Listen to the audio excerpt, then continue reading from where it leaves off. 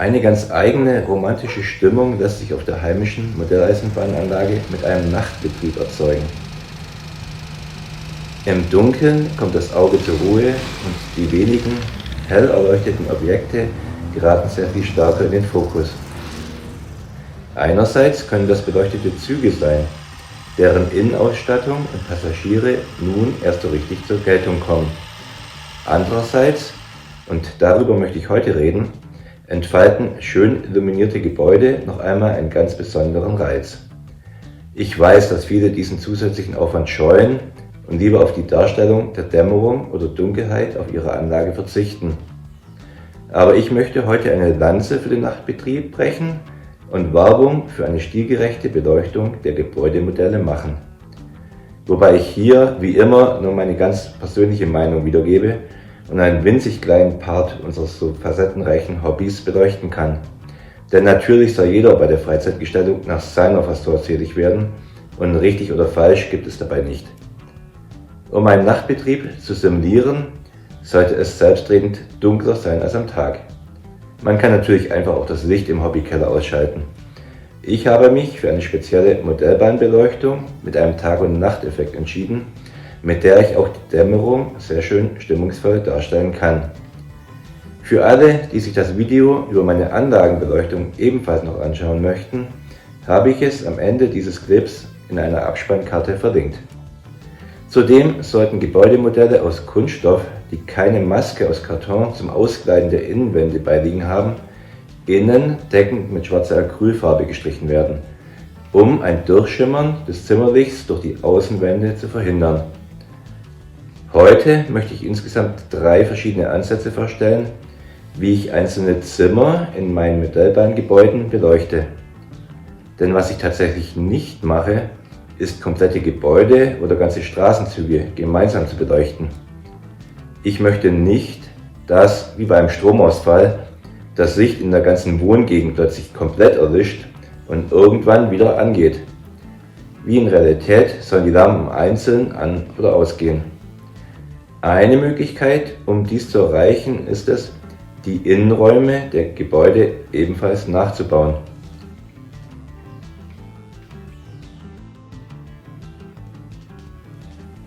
Damit die Struktur stabil genug ist, führe ich sie mit dünnem, günstigem Sparholz aus dem Bastelbedarf aus.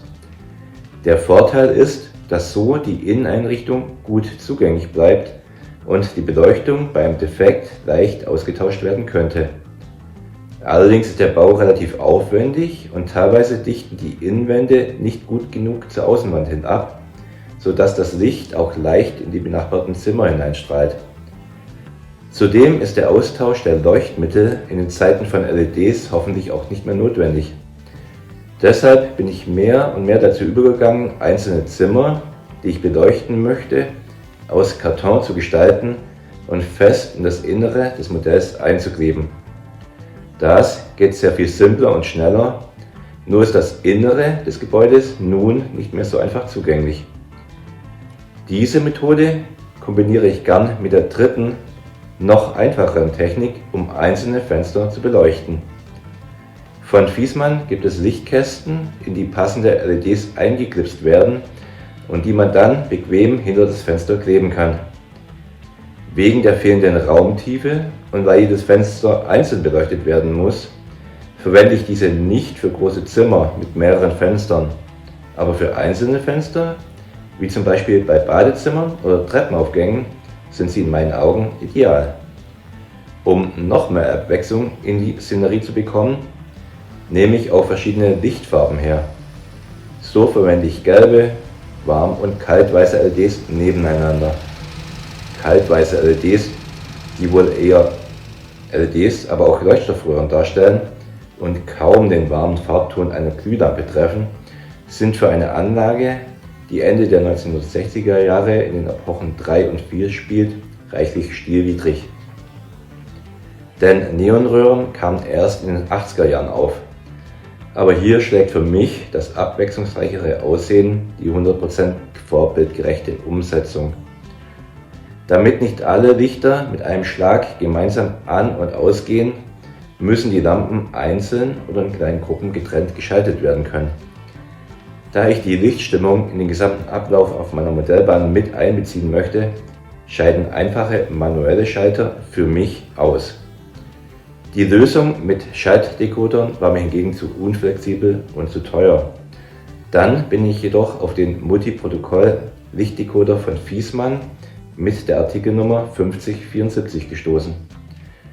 Diesen habe ich übrigens unten in der Videobeschreibung verlinkt. Das ist ein sogenannter Affiliate-Link. Wenn ihr den Artikel darüber bestellt, bekomme ich eine kleine Provision von 2 bis 3 Prozentpunkten eures Einkaufs. Ihr bezahlt aber nicht mehr dafür, sondern unterstützt lediglich meinen Kanal. Für euch entstehen keinerlei Mehrkosten. Den Decoder von Viessmann bewerbe ich jedoch nicht, weil ich etwas dafür bekommen würde, sondern weil ich persönlich davon überzeugt bin und ihn selbst einsetze. Für ein Obolus von 120 € laut unverbindlicher Preisempfehlung lassen sich damit 32 einzelne Ausgänge getrennt schalten. Es lassen sich verschiedene Effekte steuern, wie defekte Lampen, Blinken, eine TV-Simulation oder auch das Auflackern einer Neonröhre beim Einschalten. Zudem können ganze Abläufe wie eine Zufallssteuerung oder auch zeitliche Abfolgen über dieses einzelne Modul abgespielt werden. Nur zum Vergleich: Für einen einzelnen Schaltdecoder werden bis zu 100 € laut UVP abgerufen, je nachdem, ob man das Original von Märklin bestellt oder nicht. Damit lassen sich aber gerade einmal 8 Lampen schalten, also ein Faktor 4 weniger, von Effekten oder automatischen Abläufen ganz zu schweigen. Aus diesen Gründen verwende ich für die Steuerung meiner Gebäudebeleuchtung nur noch den Multiprotokoll-Lichtdecoder von Viessmann. Bisher habe ich gerade einmal 3 davon für meine gesamte Anlage gebraucht. Mit 2 schalte ich rund 100 einzelne Lämpchen über 64 verschiedene Ausgänge und kann damit wunderschöne Lichtstimmungen zaubern.